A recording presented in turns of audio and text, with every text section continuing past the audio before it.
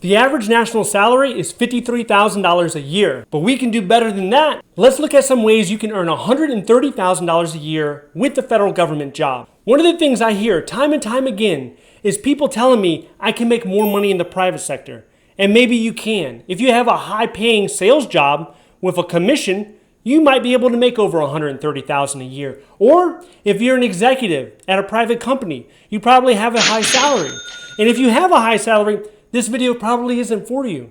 But if you want to know how you can earn $130,000 a year in a federal government job, then keep watching. First, let's look at what it takes to get to that $130K level. Around the DC area, you need to be a GS-14 Step 2. You can also make it as a GS-13 Step 8. In the New York City area, you need to be a GS-14 Step 1 or a GS-13 Step 7. In the San Francisco area, you need to be a GS-13 Step 5. Now, if you don't live next to one of these major cities, if you live kind of like on the outskirts or in a rural area, your pay scale is RUS, which stands for Rest of the United States. And in that case, you would need to be a GS-15 Step 1. First, let's take a look at the kid that comes fresh out of college. So they either have a certification or they have a degree. And if you fall under this category, within the first 2 years, you are granted a special hiring path, which is called the Recent Student Graduate. This gives you an edge over the general public in order to get into a government job. And with barely any experience with that degree, you're going to qualify for a GS6 or a GS7 right out the gate. So for a GS7 to rise to $130,000 a year, this needs to happen. GS7 to GS12 takes 3 years. This is because you typically skip over GS8 and 10. The best way to do this is to get into a ladder position.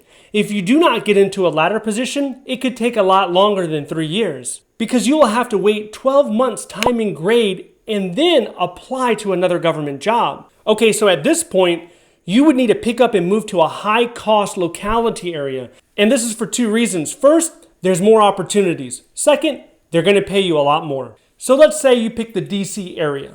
To get from GS12 to GS14 Step 2 takes an additional 3 years. So this means in total, it would take you 6 to 7 years from graduating to get to $130,000 a year. And this isn't bad if you're graduating, let's say at 22 years old. How many 28 to 29-year-olds do you know pulling in $130,000 a year? And even if you didn't go to college, you can still follow this path. You would need about 2 or 3 years of experience to qualify for GS6, GS7, something like that, and then you can follow this path as well. Okay, but let's say you're in your 30s. You already put in maybe 5 or 10 years in another profession. This could have been retail, military, you could have been a salesman, whatever the case is. Now you're looking to make a shift. You're looking to make a career shift and get into the government. How would that work?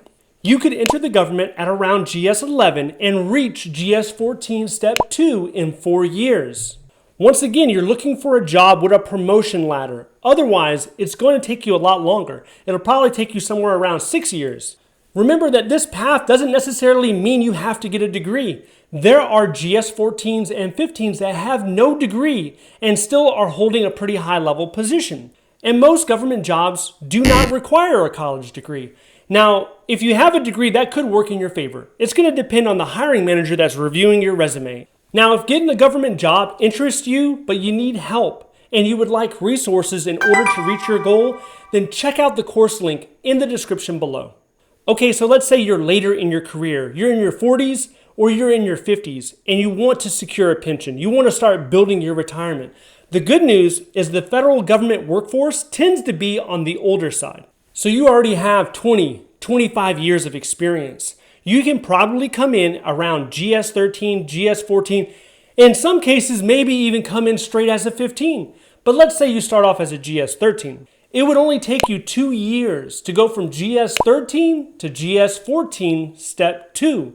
Or you can actually come in as a GS14 and just wait 2 years, and then you would be attaining that $130,000 a year salary. This once again comes down to what type of experience do you have? And more importantly than that, how is it being communicated in your resume? If your goal is to reach $130,000 a year, I believe most of you can get there.